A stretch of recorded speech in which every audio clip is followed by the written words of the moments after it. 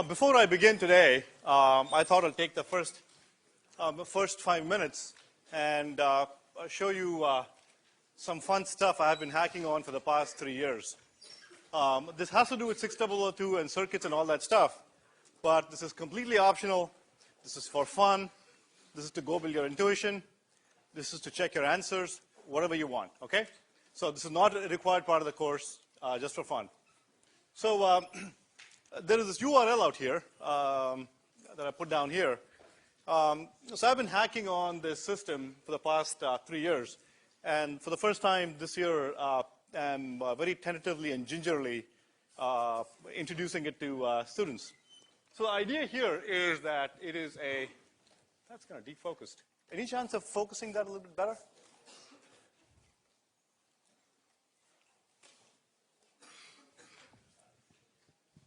Okay, so the idea of this is that it's a web-based interactive simulation package that I pulled together. And what you can do is you can pull up a bunch of circuits. So notice that the URL is up here. It's urail.lcs.mit.edu/websim, and there's a pointer to it. So you have a bunch of fun things you can play with. And we've gone through all of these things in lecture. So let's pick a MOSFET amplifier, right? So you come to this page. So this is something you've seen in class. And let's say you want to play with this little circuit. So you can set up, can you see the mouse? Good. So you can set up a bunch of parameters. You can set up the MOSFET parameters, KT, or rather VT and K. You can set up the value of R for your resistor. You can establish a bias voltage, and you can have a input voltage Vin. Okay, so you can apply a bunch of input voltages. Okay, you can apply zero input, unit impulse, unit steps, sine waves, square waves, or this was the part that took me the longest to get right. You can also input a bunch of music, and so far I just have 2 clips, so you're going to get bored listening to them. Good. So you can also input music. And what you can do is you can watch the waveforms, you can listen to the output, and do a bunch of fun stuff. So one experiment I'd love for you guys to try out. Again, remember, this is completely optional, okay, just for fun. So you can apply some input, step input, for example, to an RLC circuit, and spend 30 seconds thinking about what should the output look like. I divine that the output should look like Blech, okay? And then do this and see if what you thought was correct. And it's fun to kind of play around with it. So let me start by, just as an example, let's say input classical music. And let us say I would like to listen to the output here. That's the voltage at the drain terminal of the MOSFET. Okay? So default says that, for listening, it sets up a default time for you to listen to. So go ahead and do it. Okay, this shows you the time domain waveform of a clip of the music, and then you can listen to it.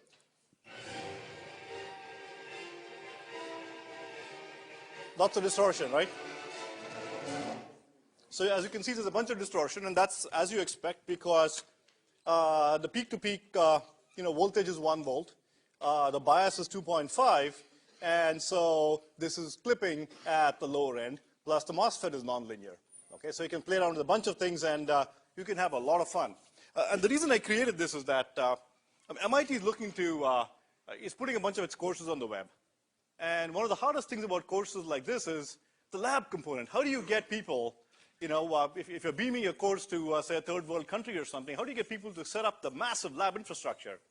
I know you hate your oscilloscopes, I know you hate your wires, I know you hate the clips, but the fact is you have it. You have them.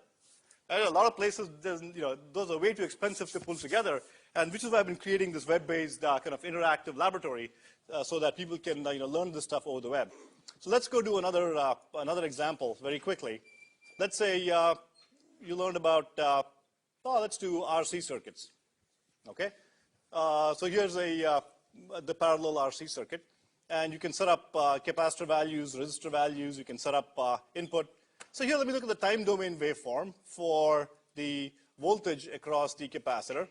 And this time around, let me play a unit step. Okay? and let's see what the output is going to look like. So you can think in your minds what should the output look like, and then you can go and plot it. There you go. That's what the output looks like. Okay? So you can play around with it and have fun. So that's all the good news. The bad news is that so far, I just have one Pentium 3 machine behind this. It's a Linux box, okay? So don't all of you try it at once. However, what I've also done, and that took me another 6 months of hacking in the small amount of time professors have to hack on stuff, I've also hacked an incredibly elaborate caching system so that once anyone in class tries out some combination of parameters, it goes and squirrels away all the outputs. So if anybody else types in the same sets of parameters, it'll just squirrel the output and play it back to you. So, if enough of you play with it over time, we may end up caching all the important waveforms and music clips and all of that stuff. I have allocated a few gigabytes of storage, so I'm hoping that it may work. So, go forth, play with it, and this is completely my fault. So if there are any bugs or anything, simply email them to me. And the first time this is coming alive, so bear with it. Okay. Now let me switch back to our scheduled presentation for today.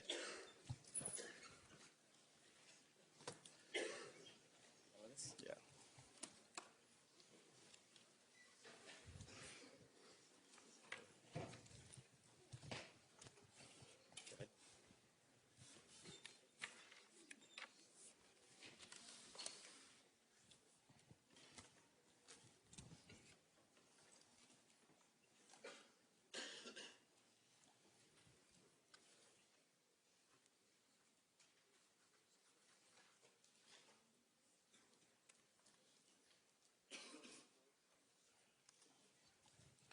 All right, hope and pray that this works.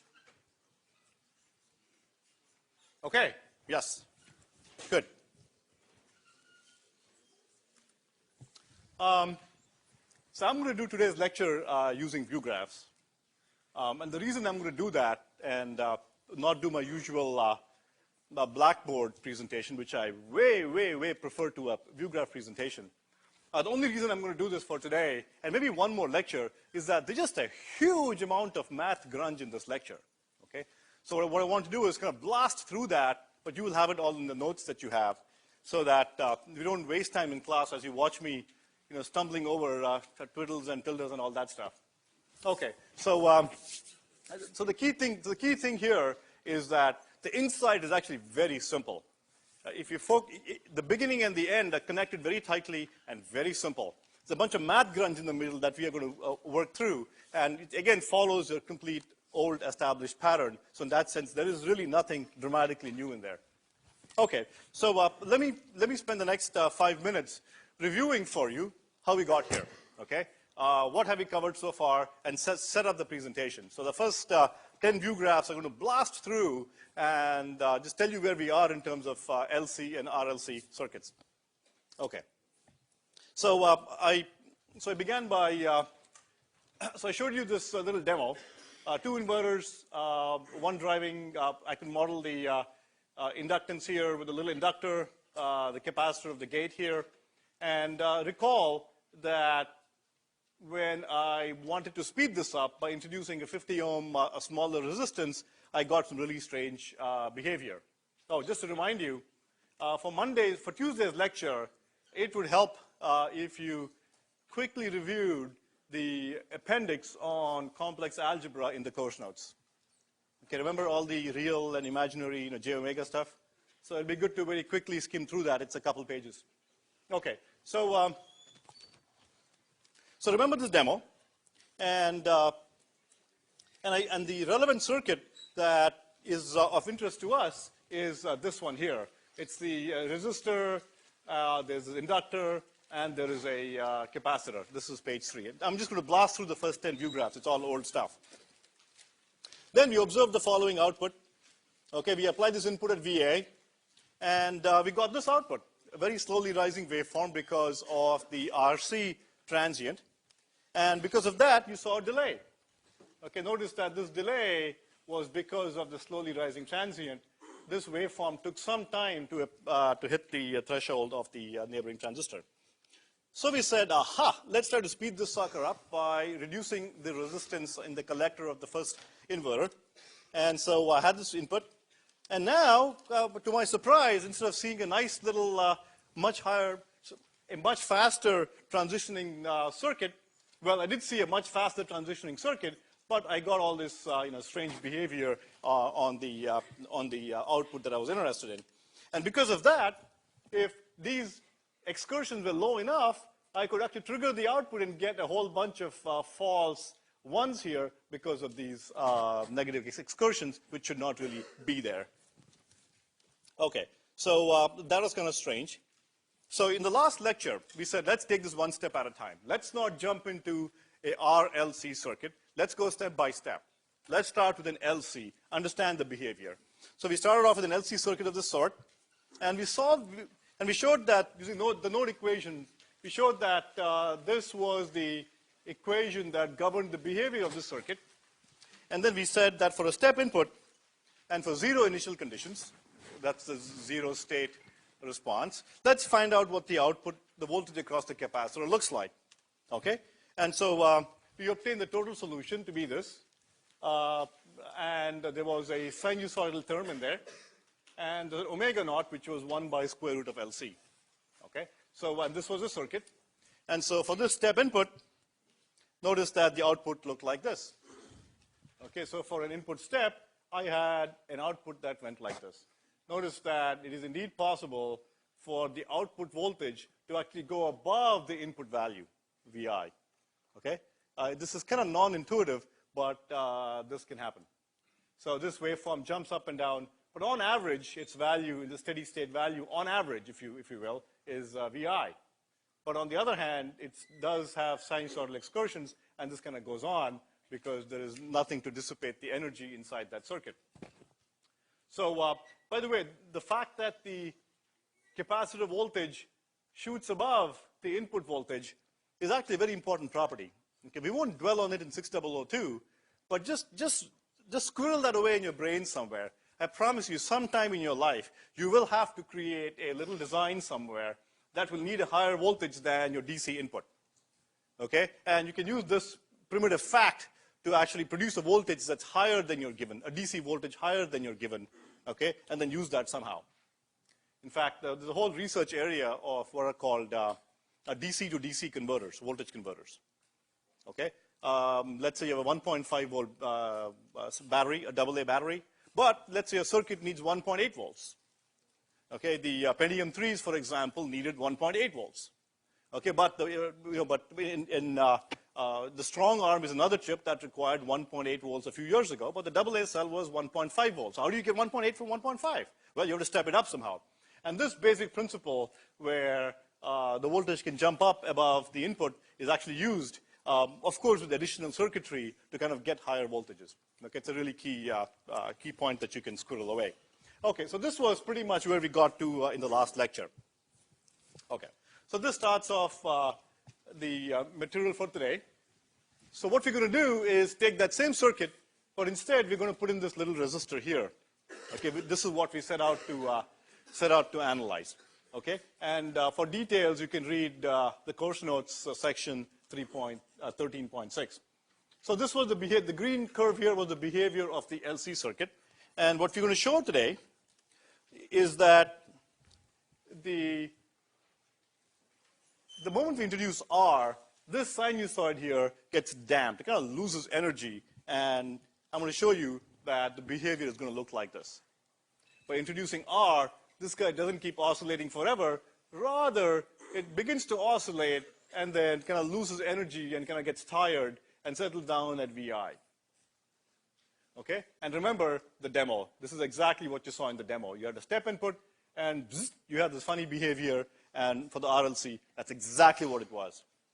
Okay, so today's lecture will close the loop on what you saw in the demo and the weird behavior, and I'm going to show you the mathematics foundations for that today.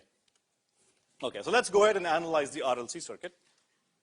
So, and I'm going to follow, I've purposely created the entire presentation to follow as closely as possible both the discussion of the RC networks and the LC networks so that the math is all the same, okay?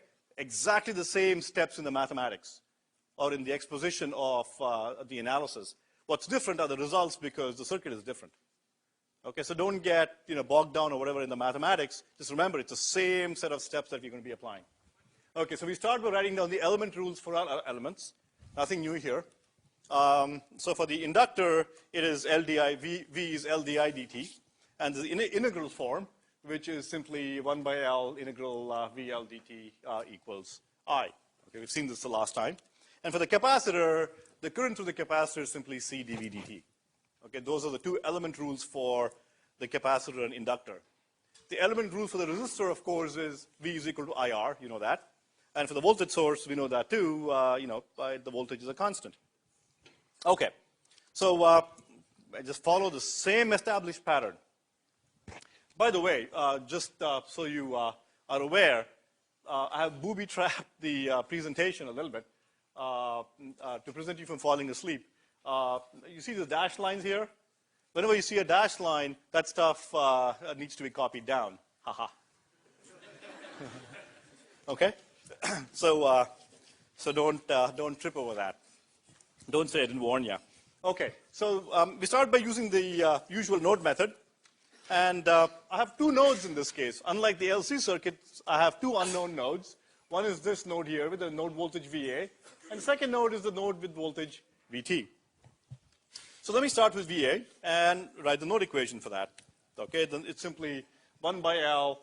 The node equation for this is the current going in this direction, which is VI minus VA integral. And that equals the current going this way, which is VA minus V divided by R. Node equation. I then write the node equation for the node V for this node here, and that is simply VA minus V divided by R is C dV dt. Okay? And that's what I have here. Two node equations. Let me summarize the result for you. Okay, and then show you a view graph where I grind through the math as to how I got the result. So here's the result I'm going to get. So if I take these two node equations, okay, and I massage some of the mathematics, I'm going to get this result. I'll show you that in a second. So by grinding through some maths and solving these two equations and expressing this in terms of V, I get a second order differential equation, d squared V, blah, blah, blah. Notice that this is different from the LC in this term. Okay, every step of the way, you can check to see if I'm lying or I'm correct. So I will indulge you, indulge myself rather with a little story here. So Richard Feynman was a known smart guy, and one of the reasons that he was that was in the middle of talks, he was known to get up and ask some of the darndest, hardest questions. Say, aha, you have a bug in this proof here, or a bug in this equation. That's not right. And usually he would be correct. So his trick to doing this, okay, and which is one reason how he became a known smart guy, was what he would do is, as the speaker went on talking, he would kind of follow along and think of a simple initial primitive case. Okay, so in this case, I have an RLC circuit. So think of a simpler case of this. Simpler case of this is R is 0. Okay, so whenever you set R to be 0, you should get exactly what we got in the last lecture, correct? So that's what Feynman would do. He would boil this down to a simpler case, make some assumptions, and just follow along. And whenever he found a discrepancy between the math here and his simple case, he said, there's a bug there. Okay, so if you want, you can catch me that way. But so here, what Feynman would do is replace R being 0. Okay, and notice that then this equation here is exactly what we got the last time with R being 0. Okay, just remember that Feynman trick. Okay. So this is the equation we get, the second order differential equation with an R term in there. And let me just grind through the math and show you that how I got this from this. So the two node equations again. And what I do is I start by taking these two equations and differentiating this with respect to t. And this is what I get. And at the same time, I have replaced VA minus V divided by R here by this term. So I replace this with this and differentiate. Then I simply divide the whole thing by C. Then I take this expression here and write down VA is equal to this stuff here. And next, I'm going to substitute this back for VA and eliminate VA. So I take this VA, stick the sucker in here, and thereby eliminate VA and get this. And then I simplify it, and here's what I get. That's what I get. Okay, just I grind through the two equations and get that result. Okay. So like a stock record, I will repeat our mantra here, and which is that here's how we solve the equations that we run across in this course. The same 3 steps. Find the particular solution. Find the homogeneous solution. Find the total solution, and then find the constants, okay, using the initial conditions. Same step. I mean, you can recite this in your sleep. And the homogeneous solution is obtained using a further 4 steps. So let's just go through and apply this method to our equation and get the results. So VP is a particular solution, and VH is the homogeneous solution. So for the particular solution, before I go on to do that, let me set up my inputs and my state variables. So my input is going to be a step. Remember, I'm trying to draw you, take you to the point where the demo left off. So the demo had a step input. So I'm going to use a step input rising to VI. And I'm going to go with initial conditions being all zeros. So the capacitor voltage is 0, inductor current, another state variable, is also 0. And therefore, this is also fondly called the ZSR, or the zero state response, because there is only an input but 0 state. Okay? Again, remember the dashed lines here. Okay, don't say I didn't warn you. Okay. Okay, let's start with a particular solution. Okay, this is as simple as it gets. Okay, I simply write down the particular equation and stick my specific input. And remember, the solution to the particular equation is any old solution. Doesn't have to be a general solution. Any old solution that satisfies it. And I'm going to find a simple solution here. And V particular is a constant VI, works. Just remember, I mean, this has been working all along. Okay, and I'm going to keep pushing this and see if this works till the end of the course. And guess what? It will. Okay, so this is the solution. I'm done. That's my particular solution. Simple. Second, I go and do my homogeneous solution. And the homogeneous equation, remember, is the same old differential equation with the drive set to 0. Remember that sometimes this equation with the drive set to 0 is the entire equation you have to deal with in situations where you have 0 input, for example. Okay, or in other situations in which you have an impulse at the input. And the impulse simply sets up the initial conditions. Okay, like a charge on the capacitor or something like that. Okay, so we're going to blast through this 4-step method. The method simply says that 4 steps. I'm going to assume a solution in the form A e to the st. And if you think you've seen that before, yes, you have seen it many times before, and you will see it again, again, and again. Okay, and we need to find A and S. We want to form the characteristic equation, find the roots of the equation, and then write down the general solution to the homogeneous equation as this. Same old, same old. Okay, so let me just walk through the steps here. Step A, assume a solution of the form A e to the st. And so I substitute the A e to the st as my tentative solution into the equation. And again, let me remind you that the differential equations that we solve here are really easy, because the way you solve them is you begin by assuming you know the solution and stick it in and find out what makes it work. Right, so I'm going to stick A e to the st into this differential equation, and A comes out here. Differentiate this d squared, I get s squared down here, as here, and this simply gets stuck in down here with the 1 by LC coefficient. Okay, the next step I begin eliminating what I can. So I eliminate the A's, and then eliminate the e to the st's, and I end up with this equation here. Okay, end up with this equation. This is my characteristic equation. Okay, it's an equation in S.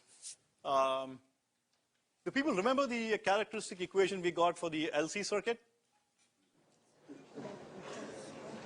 Remember the Feynman trick? That's right, LC. So S squared plus LC plus 1 by LC equals 0. Okay, this thing wasn't there. So all you do is simply follow the R. You just follow the R. Okay? Just imagine this is a dollar sign and kind of follow it. Okay, and you'll see what the differences are between the LC and the RLC. Okay, so this is the characteristic equation. So what I'm going to do is, much as I wrote the characteristic equation for the LC circuit by substituting omega naught squared for 1 by LC, let me do the same thing here, but introduce something for R and L as well. So what I'll do is, let me give you this canonic form. Okay, the very first second order equation I learned about when I was a kid was this one, S squared plus 2AS plus B squared or something like that. Okay, so let me write it in that form where I get 2 alpha S plus omega naught squared. So again, remember, the alpha comes about because of R. So omega naught squared is 1 by LC, and alpha is RL divided by 2. Okay, so omega naught is squared is 1 by LC, and R divided by L is equal to 2 alpha. Okay, so I'm just writing this in a simpler form so that from now on, going forward, I'm just going to deal with alphas and omega naughts. Okay, so once I get to this characteristic equation, after that, I can give you one generic way of solving it. And depending on the kind of circuit you have, a series RLC, which is what we have, or a parallel RLC, you will simply get different coefficients for the alpha term. This is going to stay the same, but this term will look different. Okay, alpha is going to look different. Okay, there's a real pattern here. And what I'm doing is simply focusing on what's important, what the differences are between the pattern you've learned in the 1 by LC, the LC situation and the RLC situation. Okay, so given this, I can now write down, so I'm just simply replacing this as my characteristic equation and dealing with alphas and omegas. Okay, I'll give you a physical significance of alpha in a little bit. You remember the physical significance of omega naught. That was the oscillation frequency. So in other words, given an inductor and capacitor, you put some charge on them, on the capacitor, and you watch it, it will oscillate. Okay, and its oscillation frequency will be 1 by square root of LC. The magnitude of the initial conditions will determine how fast, how high are the oscillations, or what the phase is in terms of when it starts. But the frequency is going to be the same. Okay, so my step 3 to solve the homogeneous equation is find the roots of the equation. So S1 and S2, and here are my roots. Okay, good old roots for a second order little s squared equation here. And finally, given that I have the roots, I can write down the general homogeneous solution. Okay, so general solution is simply A1 e to the st, S1t, A2 e to the S2t. That's it. That's the solution. Okay, this looks big and corny, but we're going to make some simplifications as we go along and show that it ends up boiling down to something called omega t. Okay, so the math is kind of involved, but we get down to something very simple, a cosine. Okay, so hold this general solution. So from that, as step 3 of the differential equation solution, I write the total solution down, and my total solution is the sum of the particular and homogeneous, and so therefore I get this. So VI was my particular, and this term here is my homogeneous solution. Okay, now if I wasn't doing circuits and simply trying to solve this mathematically, here's what I would do. Okay, so I would find the unknowns from the initial conditions. So I know that V0 was 0, and so therefore if I substitute 0 for V0, I get this. So if I substitute 0 here, T is 0, T is 0, so simply get V1, A1, A2. And let me just blast through because I'm going to redo this differently. I is C dV dt, and so that's what I get. I substitute 0, and this is what I would get. Okay, I hurried through this. Don't worry, I'm going to do it again. So if you just do it mathematically, this is what you can solve this equation here, and these two simultaneous equations in A1 and A2, and get the coefficients, and you're done. Okay, but it doesn't give us a whole lot of insight into the behavior of these terms here. Okay, so what I'm going to do for now is kind of ignore that. Okay, ignore I did that. And instead, try to go down a path that is a little bit more intuitive. Okay. So let's stare at this expression we got for the total solution. That was the expression we got. All I did is I had alpha in there. I simply pulled out the alpha outside. So this is my total solution. V1 plus A1 is e to the minus alpha t, something else, and something else. Okay? There are three cases to consider depending on the relative values of alpha and omega naught. Okay. If alpha is greater than omega naught, so if alpha is greater than omega naught, then I get a real quantity here. Okay? So square root of a positive number, I get a real number, and that number will add up to the minus alpha, and I'm going to get a solution that will look like, oh, I'm sorry, let me just do it a little differently. There are three situations here. One is alpha less than, greater than omega naught, alpha equals to omega naught, and alpha less than omega naught. Okay, this alpha is greater, alpha is less, alpha is equal to this term inside the square root sign. Okay? For reasons you will understand shortly, we call this the overdamped case, the underdamped case, and the critically damped case. Okay? When alpha is greater than omega naught, this term gives me a real number. Okay, and I get something as simple as this. Remember, for the series RLC circuit, alpha was R divided by 2L, remember? So if R is big, so in other words, if in my RLC circuit R is huge, okay, then I'm going to get this situation. Okay, my output voltage on the capacitor is going to look like this, okay, a sum of two exponentials. And if I were to plot it very quickly for you, if for a VI step, we would look like this. Okay, so we would simply look like this because it's a sum of a couple of exponentials. All right? Now, alpha is positive here, remember. Alpha 1 and alpha 2 are both positive. Okay, so these two added up will give, because of this constant VI, give rise to something that increases in the following manner. Let's look at the situation where alpha is less than omega naught, where the term inside the square root sign is negative. Okay, so what I can do is pull the negative sign out and express it this way. What I'm going to do is, since alpha is less than omega naught, I'm going to reverse these two and pull out square root of minus 1 to the outside. This is what I get.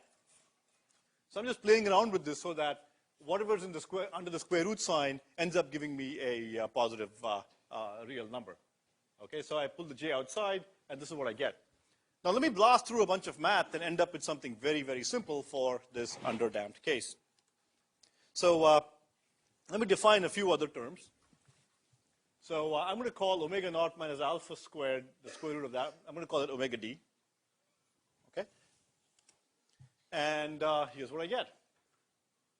So I've defined three things for you now: alpha, omega naught, and omega d. Okay? And I get this equation in terms of alpha and omega d.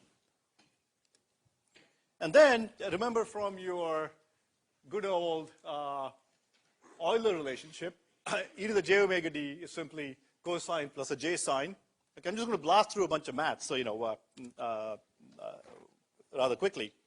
So once I replace this in terms of a cosine and sine, cosine and a j sine, and then collect all the coefficients together, I get an equation of the form vi plus some constant e to the minus alpha t cosine plus some other constant e to the minus alpha t sine. Okay, remember the sines and cosines are coming out, but because of my r, I'm getting this funny alpha here, e to the minus alpha here. Okay, so I'm getting sums of sines and cosines, and k1 and k2 are some constants which I will need to determine from my initial conditions. So I'm going to continue on with this and keep on simplifying it, because as I promised you, I want to get to something that's just a cosine. Okay?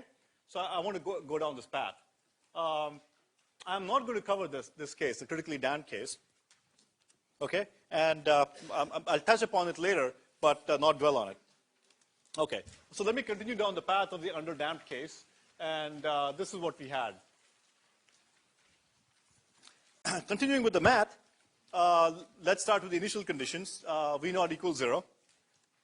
And that gives me K1 equals minus Vi. So at V naught equals 0, t is 0. So this term goes away. The cosine becomes a 1. E to the alpha t goes away. And k1 is simply minus vi. Then I know that I0 is 0. And I is simply c dv dt. And I get this nasty expression. I substitute t equal to 0, and I get something that looks like this.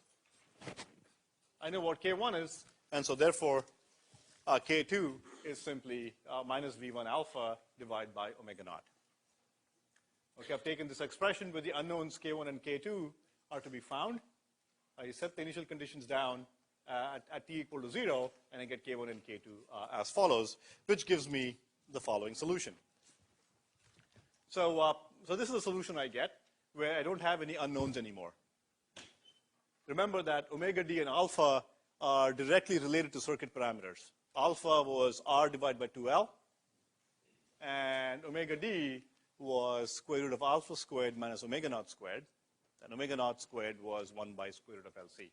So I know it all now. Okay, I still have sines and cosines here, so I'm going to simplify this a little further. Oh, but before I go on to do that, let's do the Feynman trick again. And notice if, I'm still true to the LC circuit I did the last time. Remember, when R goes to 0, alpha goes to 0, because alpha is R divided by 2L. So if alpha was 0, what happens to me? If alpha was 0, this guy goes to 1. This whole term goes to 0. Okay? And omega dt now ends up becoming omega naught. Okay? And I get this term here. Okay, I get vi minus vi cosine omega t, which is exactly what I expected in my equation. Okay? So this is the same as the LC case that I got.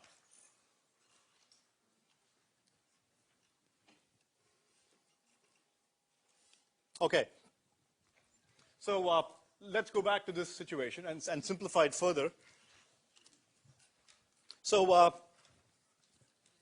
if you look at Appendix B7 in your course notes, Appendix B7 is a quick tutorial on trig. And in that trig tutorial, you will see that, and you've probably seen this before too multiple times, the scale sum of sines are also sines. This is an incredibly cool fact of sinusoids. Well, if you take two sinusoids of the same frequency and you scale them up in any which way and add them up, okay, you also end up with a sinusoid. Okay? It's hard to believe, but it's true. It's an incredible property of sinusoids. Take any two sinusoids, scale them in any way you like, same frequency, add them up, you'll get a sinusoid. What that is saying is that, look, here's a sinusoid, here's a sinusoidal function, and I'm scaling them up in some manner, so I should be able to add them up and get be able to express that as a single sine. And to be sure, you can. So look at the appendix. There's an expression for alpha, a1 sine x plus a2 cosine x is equal to a cosine of blah, blah, blah. Okay, this is what you get. Just simple, the math, no magic here, just math. From here, I directly get this, and look at what I have. It's absolutely unbelievable. Vt is simply Vi. There's a constant here. There's an e to the minus alpha term, and there's a cosine. Okay. Again, to pull the Feynman trick, if this alpha were to go to 0 here, then you would end up with the same expression you had for the LC situation. Okay. So let's stare at this a little while longer. There's a constant plus a minus a cosine term. So there's a sinusoid at the output, and there's an e to the minus alpha, which ends up giving you the decay you've seen before. In other words, this was to a step input, the LC circuit would give you a sinusoid. Okay? So that's what the LC circuit would do if alpha was 0. But because of this alpha term here, e to the minus alpha t, that gives rise to a damping effect. So this causes this thing to become smaller and smaller as time goes by until this term goes to 0 at t equals infinity. Okay, so this guy damps down, and so therefore you end up getting the curve that you saw like this. Okay, so a lot of 20 minutes of juggling of math to solve the second order differential equation, but what ends up is the same sinusoid, but it's damped in the following manner, such that the frequency, rather the amplitude keeps decaying until it starts off at 0 and then settles down at VI. This is exactly what you saw in the demo that we showed you earlier. The critically damped case, I'm not going to do it here. I'm going to point you to the following insight. The underdamped case looked like this. Okay, it was a sinusoid that kind of decayed out. That was the underdamped case. And then I showed you the overdamped case. The overdamped case looked like this. And as you might expect, the critically damped case is kind of in the middle and looks like this.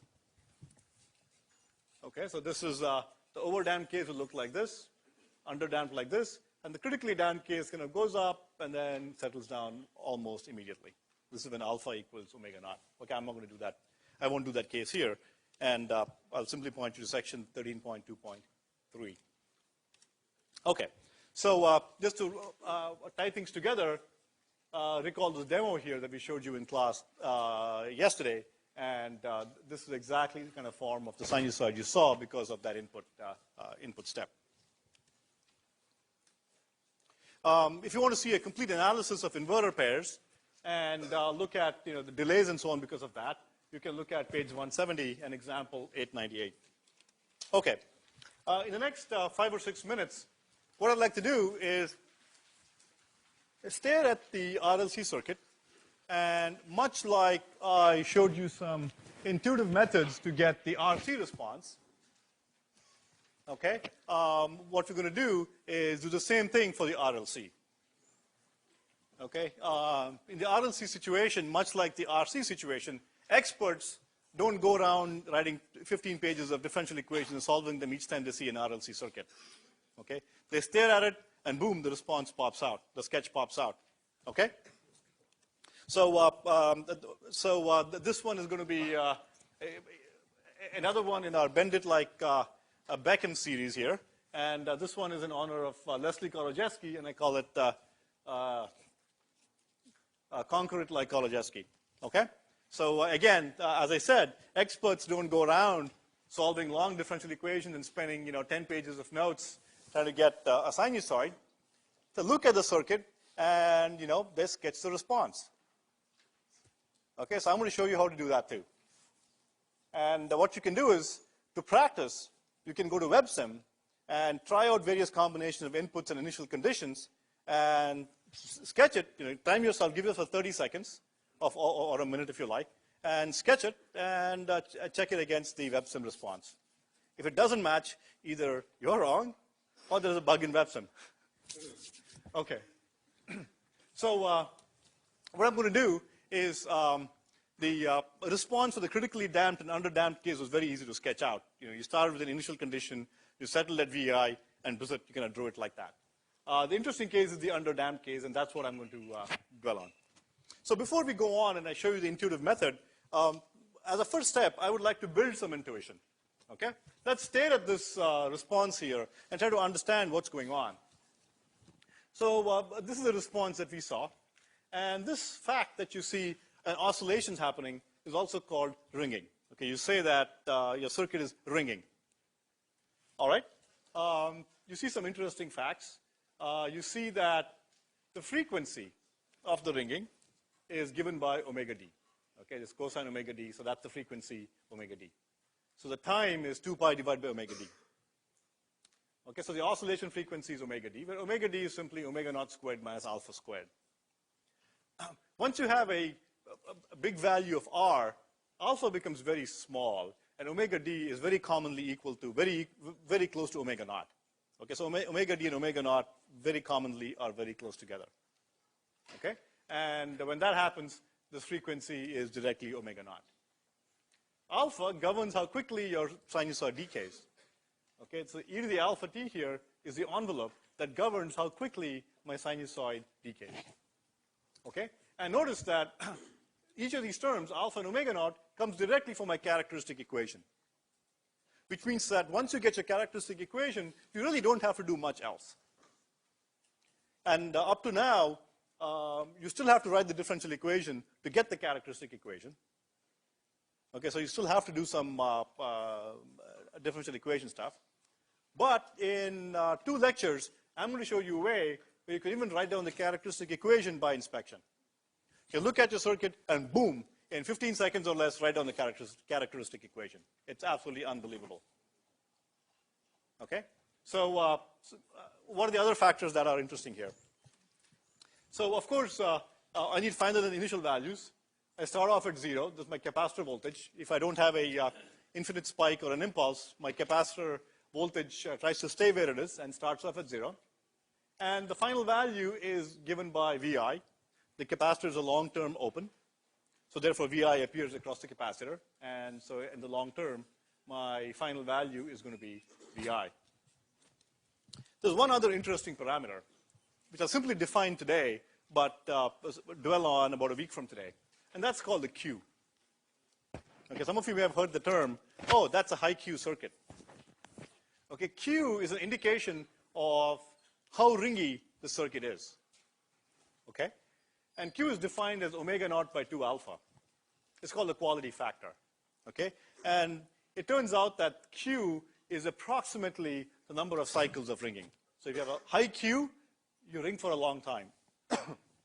If you have a low Q, you ring for a very short time. Okay, that's called the quality factor, defined by omega naught by 2 alpha. Notice that Q, omega naught, alpha, omega d, all of these come from the terms in the characteristic equation. Okay, we'll spend more time on Q later. Okay, so with this insight, here's how I can go about very quickly sketching out the form of the response. So here's my circuit. Okay, I want to sketch the form of the response for a step input at VI. So 0 to VI, step input here. I want to find out what happens at this point. Okay. So this is described to you in a lot more detail in section 13.8 in your course notes. So let's go through the steps. Let's do the really simple situation first. Let's also assume for fun that you are given that V0 starts out being some positive value. Okay, some V0, which is a positive number. And let's say, to make it harder on ourselves, let's say I0 starts out being some negative number. So I0 is some negative current. So the first thing I know is V0 is the capacitor voltage starts out here. It can change suddenly. And I also know that in the long term, this is an open circuit. Okay, so that this voltage VI will appear directly across the capacitor in the long term. So I get starting out at V0, ending at VI. Okay, I'm almost half the way there. I know the initial and the ending point of the curve. And then I know that somewhere in here, this must be doing some funny, there must be some funny gyrations here. Remember, I'm dealing with the underdamped case. And you can determine that from alpha and omega naught. Okay, so if alpha is less than omega naught, you know that you are in the underdamped case, and this is what you get. So let's compute all the, write the characteristic equation down. A week from today, you'll write it by inspection, but for now, you'll do it by writing a differential equation. And from the characteristic equation, you will get omega d, you get alpha, omega naught, and q. Okay, so omega d gives you the frequency of oscillations. Okay, so my frequency of oscillation is now known. From q, I know how long it rings. So I know it rings for about q cycles. Okay, so I know that ringing stops approximately here. And then I know that between the start and end point, my curve kind of looks like this. Something like this. Okay, right there, we're 95% of the way there. The only question is, I do not know if it goes like this or it goes like this. I'm not quite sure yet. It starts off going high or starts off going low, not quite clear. Okay, I also do not know what the maximum amplitude is. It turns out this is rather complicated to determine, so we won't deal with that. Just simply, give you so you can draw a rough sketch. So the question is, which way does it start? Okay, I could leave it for you to think about. Yeah, let me do that. It's given in the notes, so don't look at it. Given on this page, so don't look at it. Think about it. and think about how you can determine whether it goes up or down. It turns out that in this case, it's going to go down and then ring. Okay, see if you can figure it out for yourselves, and then we'll talk about it next week.